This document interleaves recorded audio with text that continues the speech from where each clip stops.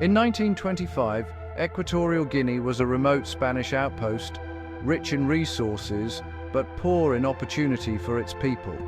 The colony included Bioko Island and Rio Muni, both under loose Spanish control. Spain exploited cocoa and coffee, relying on forced labor from the Fang and Bubi peoples. Society was rigidly stratified, Spaniards at the top, a small class of assimilated Africans below, and most with almost no rights. This system of exploitation and inequality would shape Equatorial Guinea's destiny for decades. By the 1940s-60s, Spanish colonialism intensified, with Equatorial Guinea's cocoa and coffee feeding Franco's isolated regime. Nigerian contract laborers, mostly Igbo, were brought to Bioko, adding new tensions with the Bubi. A small indigenous middle class, the emerged through Catholic mission schools, becoming clerks and teachers.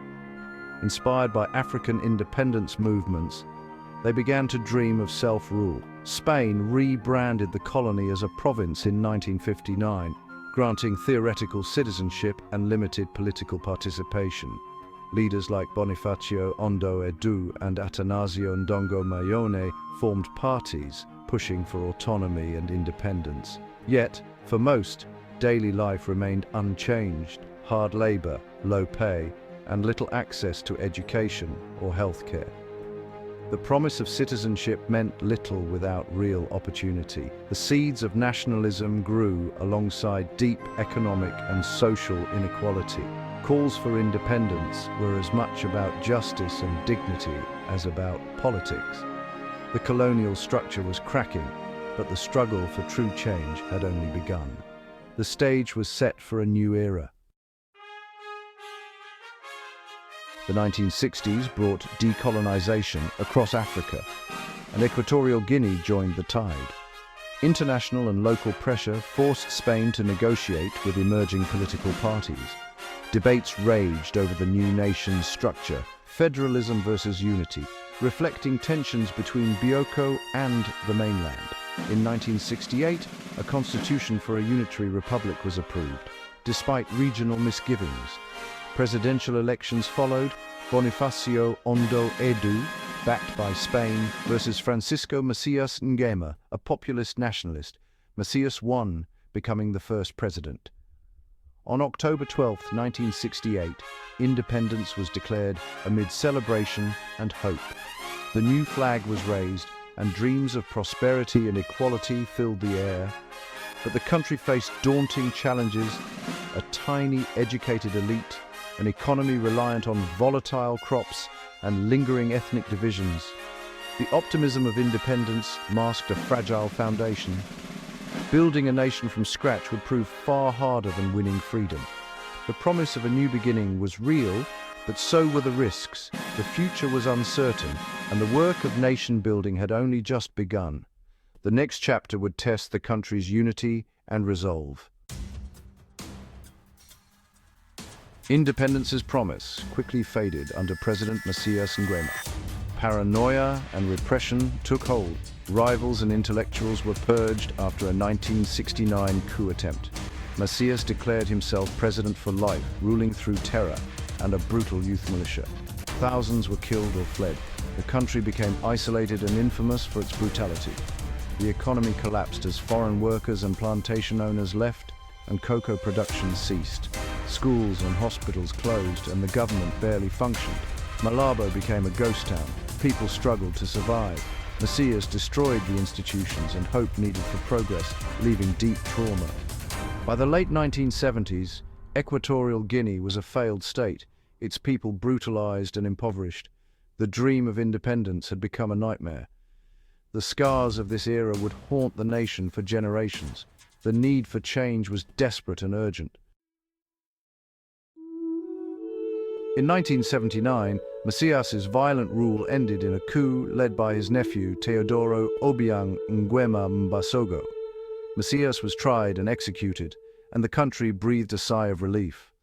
Obiang's Supreme Military Council promised order, reconstruction, and human rights.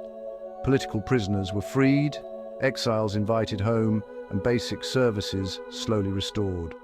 Obiang sought international aid and reopened relations with Spain and the West.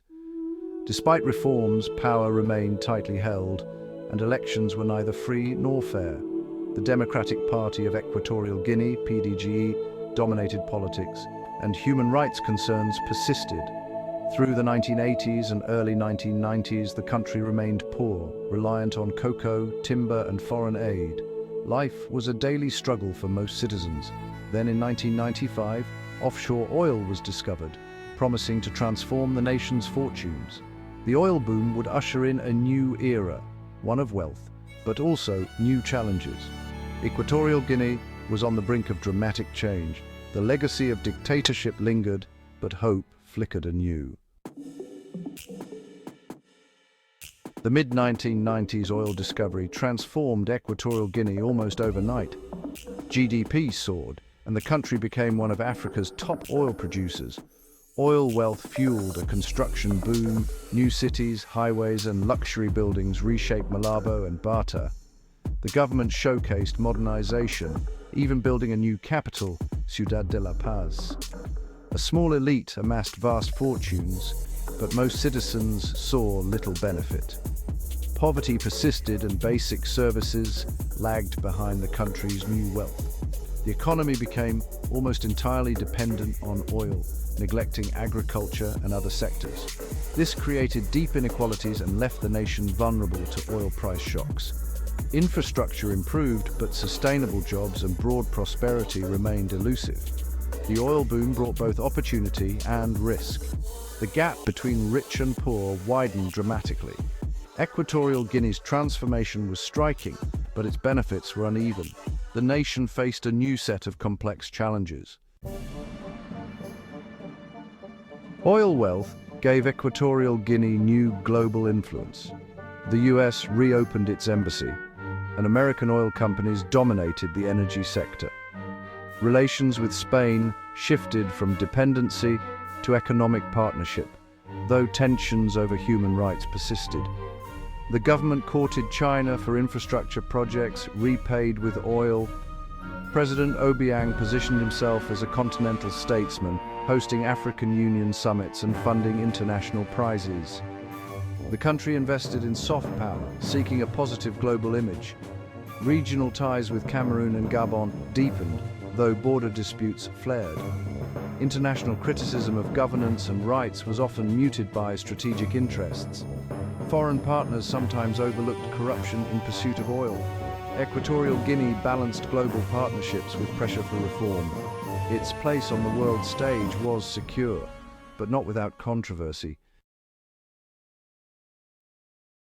By 2025, Equatorial Guinea is a nation of contrasts.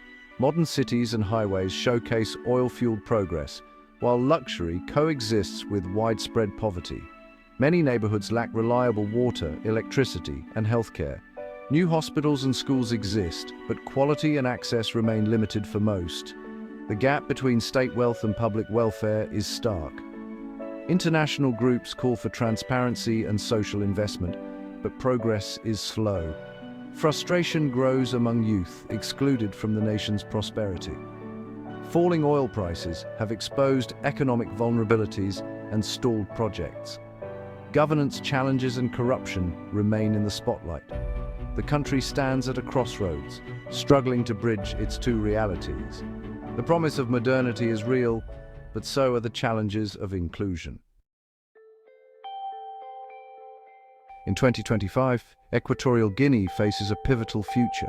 Economic diversification is urgent as oil reserves dwindle.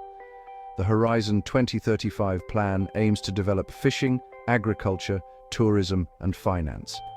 Success depends on real investment and structural change. Human capital is key. Quality education and healthcare must empower the next generation. Political reform and accountable institutions are essential for stability and growth. The youth demand opportunity and a voice in shaping their country. Despite past hardships, the nation's resilience and identity endure.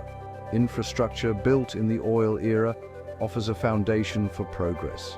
The journey from colony to modern state has been extraordinary. The choices made now will define the next chapter. Equatorial Guinea's future is uncertain, but hope remains. The story continues, shaped by the will and dreams of its people.